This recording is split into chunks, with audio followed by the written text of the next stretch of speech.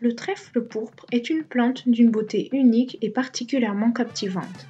Cependant, il est un peu délicat en termes de climat et il n'est pas toujours facile d'en prendre soin. Dans cette vidéo de Projet Écolo, nous vous disons tout ce que vous devez savoir sur sa culture afin que votre plante ait toujours l'air saine, forte et magnifique. C'est parti!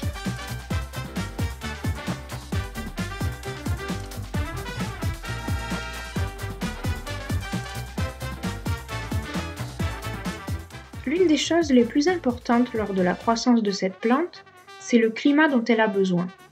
Comme elle provient des régions fraîches du Brésil, où les variations de température sont faibles, c'est une espèce qui ne tolère pas les températures extrêmes, que ce soit le chaud ou le froid.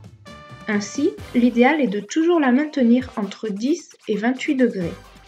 Même si elle peut supporter des températures légèrement supérieures ou inférieures, cela doit rester ponctuel. En hiver, elle pourra tolérer une température de 5 degrés, mais une température plus basse la tuera probablement. Compte tenu de cela, il est normal qu'elle soit plutôt cultivée comme plante d'intérieur en pot, où il est beaucoup plus facile de contrôler l'environnement auquel nous l'exposons.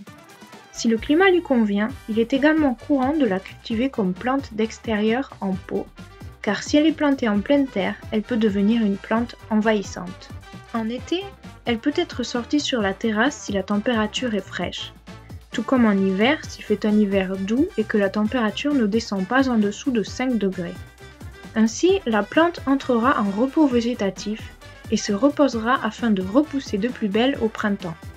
Si vous avez votre plante à l'intérieur et que vous ne pouvez pas lui donner de repos végétatif, la plante risque de s'affaiblir, bien que vous puissiez essayer de compenser avec un petit apport supplémentaire d'engrais.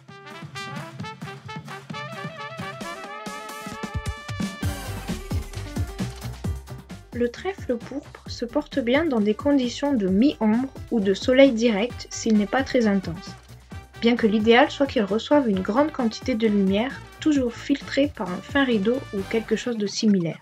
S'il n'a pas assez de lumière, l'oxalis aura moins de feuilles et ses tiges seront plus fines.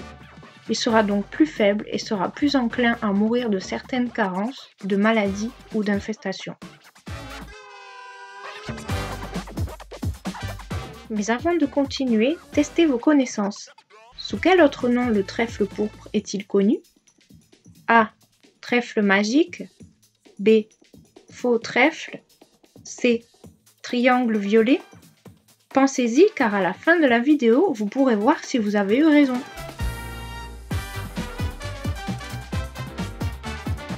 L'oxalis n'est pas exigeant en matière de substrat. Il lui suffit d'un bon drainage. Vous pouvez utiliser un mélange universel avec des parts égales de tourbe, de fibres de coco et d'humus de lombric, auquel vous ajouterez ensuite de la vermiculite et de la perlite. Ce substrat est léger, il possède des propriétés de drainage et de rétention d'eau idéales. Il est également très riche en nutriments et en micro-organismes bénéfiques pour les plantes. Pour le compost, il suffit d'ajouter mensuellement un peu d'engrais pendant les mois chauds, ou un peu de matière organique comme du compost ou de l'humus de lombric.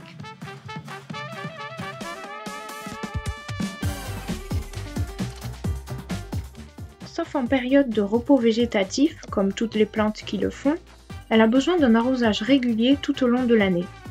La fréquence idéale consiste à laisser sécher la couche supérieure du substrat entre les arrosages, afin que la plante n'ait pas soif mais ne soit pas inondée à cause d'un arrosage excessif, ce qui ferait pourrir ses rhizomes.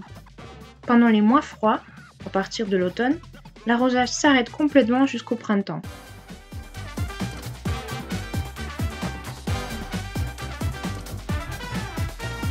Pour en revenir à la question que nous vous avons posée, y avez-vous réfléchi? La bonne réponse est la B. Le trèfle pourpre est également connu sous le nom de faux trèfle. Et vous, allez-vous faire pousser cette belle plante? À bientôt les écolos!